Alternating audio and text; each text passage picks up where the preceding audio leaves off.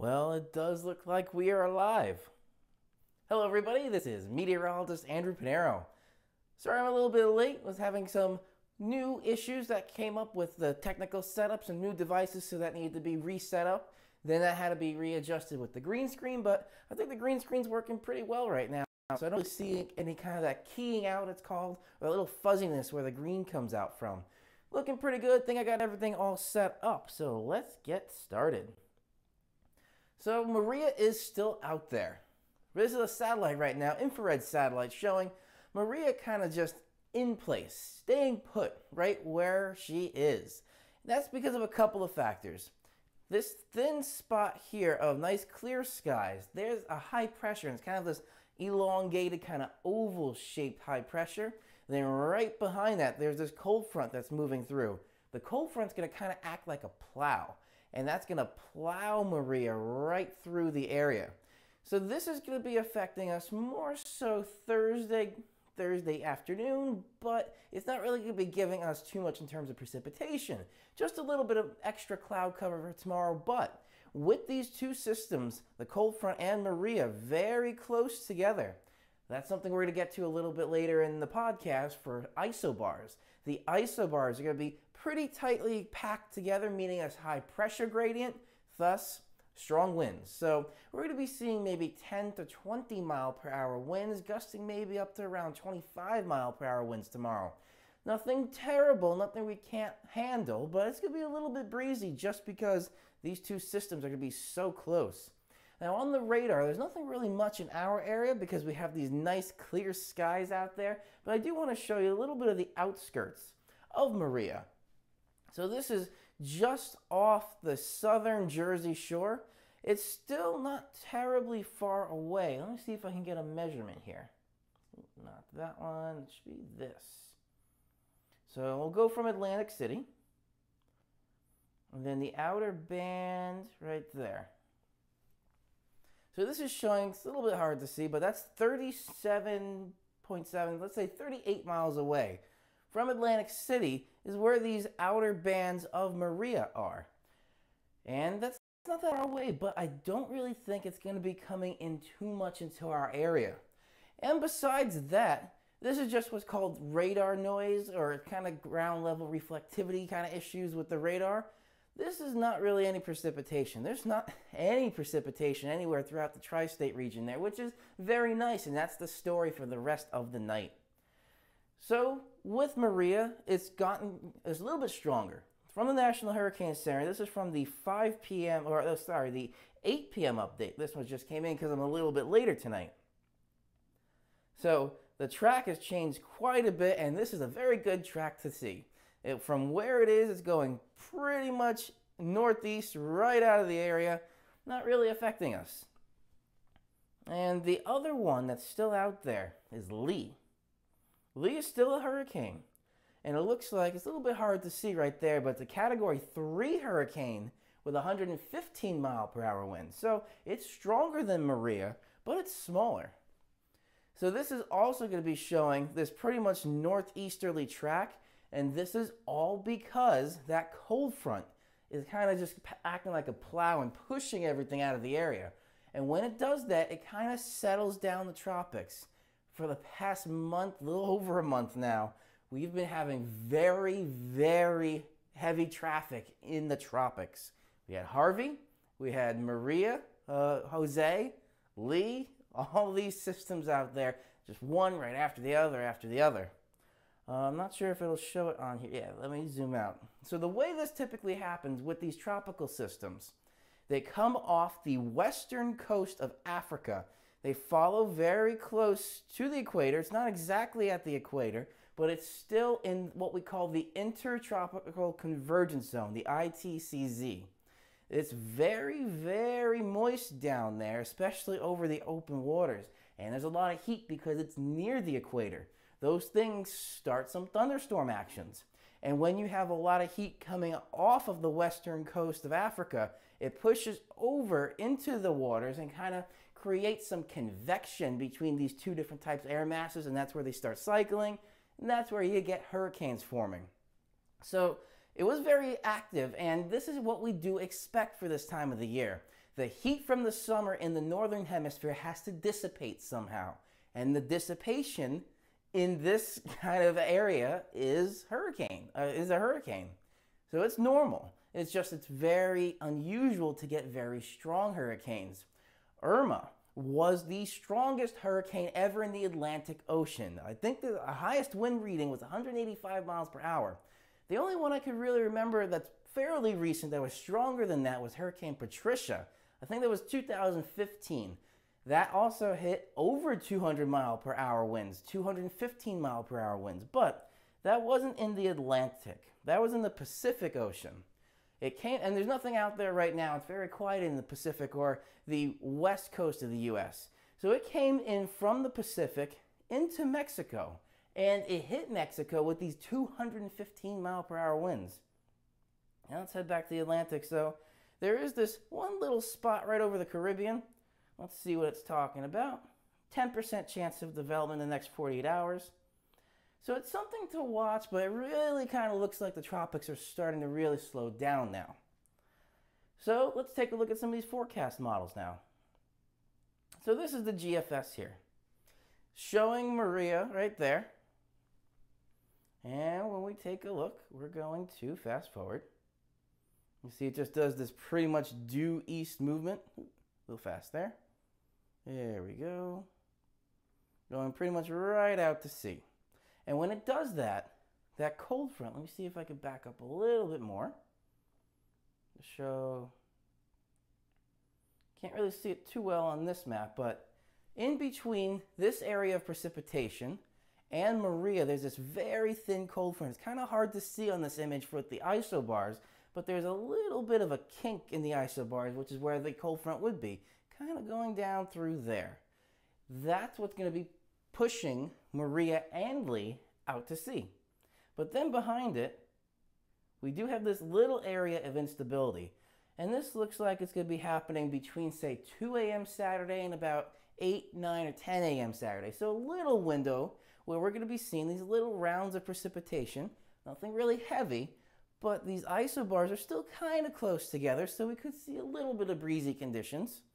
And then once that makes its way through, this pretty strong high pressure comes in from Canada or northwest of our area into the tri-state region, and it's kind of keeping everything else at bay. So Sunday, let me get to the middle of the day on Sunday, looks like a fairly nice day. High pressure's almost right over us, and that's acting like a dome, keeping everything else around it. And we do see this quite often with very strong high pressure systems.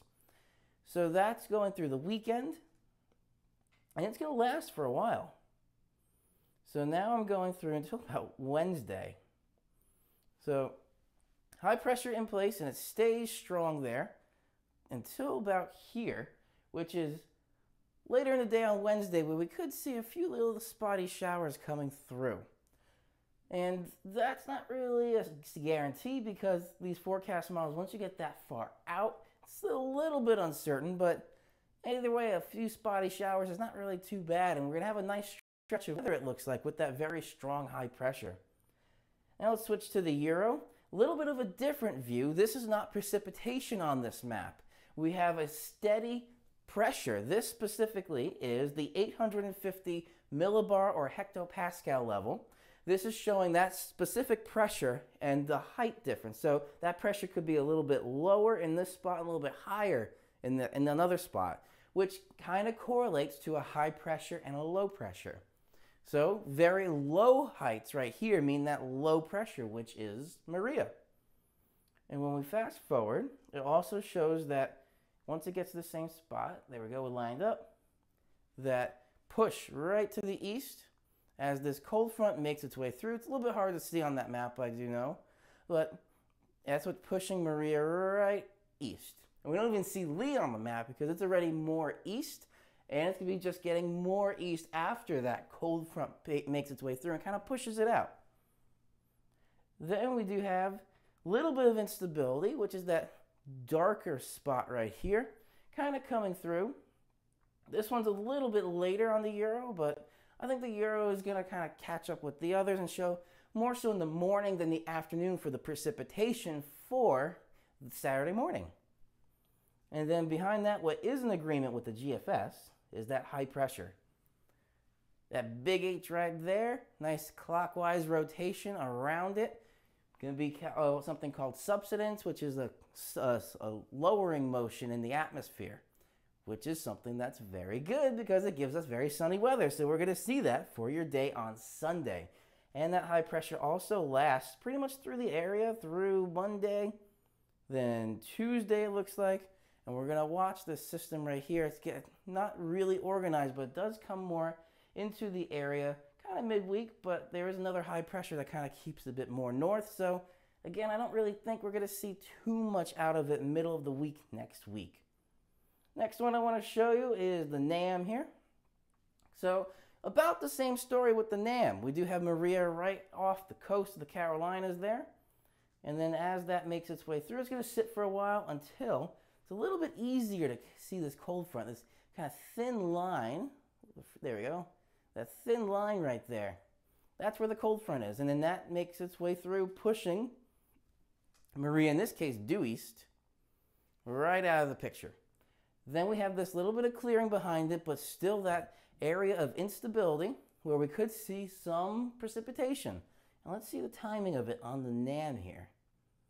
So this is showing also about the same thing. So this is coming into the tri-state region about 2 a.m. Saturday, and it lasts until about 10 or 11 a.m. Saturday. Then that pushes out, and then that's kind of what I'm expecting is nice clearing in the afternoon on Saturday. And then this high pressure comes in, and it's a pretty strong high pressure as well. For those who do know, it looks like the pressure is reading at 1030 millibar. And it's pretty big, nice widespread area, acting like that dome or that shield, keeping everything out at bay. And for the NAM at least, this is as far as it goes out. So it doesn't really show anything beyond that for the full 7-day forecast. But at least through the weekend, it does look fairly nice. So now the last one I want to show you, this is from IBM, the Watson supercomputer. This is their Deep Thunder project. I'm just going to hit the play button here. Showing Maria right there. The cold front kind of moves through, pushing Maria due east. Then we have some nice clear area. And I'm going to stop it once this gets close right there. So this is showing a little bit earlier. This is showing at about 10 p.m. Friday. And then let me back up. So this is the 2 a.m. hour on Saturday. It's actually faster than the others. So this has the precipitation pretty much out of the area just over the eastern part of Long Island by 2 a.m. Saturday. And then fast forward more till about daybreak, which is about 7 a.m. So this is 7 a.m. on Saturday, and that's pretty much out completely of the area. Just maybe some trailing showers behind. And then pretty much all is clear right here by the evening. So it does kind of have some of these tail end showers, more so for Long Island, but nothing really too much. And then that makes its way out. And then nice high pressure comes in. And the pressure on here is about the same as the last one. This is 1029 millibars. So fairly consistent pressure readings for the high pressure coming in over the weekend, which is good. And it makes the confidence level of the forecast go up a bit. And let's just roll as far out as this goes. This doesn't go out as far as the GFS and the Euro, but it goes out further than the NAM. So this is still showing clear air through, let me back up there, that just looped back to the beginning. So the furthest this goes out is Tuesday at 8 a.m., which is still fairly clear for our area, but we do have this next system kind of coming in over the Great Lakes at that point. And then could come through again what looks like later in the day on Wednesday. So maybe a spot shower chance is what I'm going to say. So now to wrap everything up, this is your tonight forecast. Getting down a little bit mild, right around 65 degrees overall, partly cloudy. I'm going to call that mild. Winds aren't terrible. They're starting to turn northerly though, and that's going to be something for the temperatures. Tomorrow, mostly sunny, a little bit breezy though. North winds 10 to 20 miles per hour. High of about 78. Still warm and still above average for this time of the year, but we're going to start seeing these temperatures tumble as we head into the weekend. Then tomorrow night, this is where it gets starting to get a little bit cool or chilly in some spots. Low of 52 tomorrow night, mostly clear. Winds still a little bit breezy, north 5 to 15 miles per hour. And on the 7-day forecast, let me step off here real quick. It looks like we're going to be seeing these nice conditions, but a little bit breezy tomorrow and Friday. That spot shower chance overnight Friday into Saturday. And then we're going to be seeing nice clearing later in the day on Saturday. But the big thing I do want to point out, the overnight low temperatures. We're going to see Thursday night 52, Friday 53, Saturday night 49. So it's going to be getting chilly again, and that's kind of seasonal. And these high temperatures, 70 on Friday, 68 on Saturday, 70 again on Sunday, still staying in the low 70s, 72 Monday, 73 Tuesday, a little bit warmer, around 76 on Wednesday, but that's also with that precipitation kind of coming through. I don't have it on here, but again, a little spot shower chance later in the day on Wednesday. So that was pretty much it for this weather podcast. It looks like the tropics, thankfully, are finally calming down, and it looks like we're going to see that for the next little bit. We can't really predict too far out with the tropics, but I'll definitely keep an eye on you. And if you want to see any more, definitely follow on my page. And if you happen to be watching on YouTube, definitely subscribe there. Like and follow on Facebook and Twitter. And I'll keep everybody updated as we start heading out of the hurricane season, but then we'll be heading into the winter season. Have a great evening, everybody, and enjoy the fairly nice weather, but the cooler fall-like weather if you like that coming up for this weekend.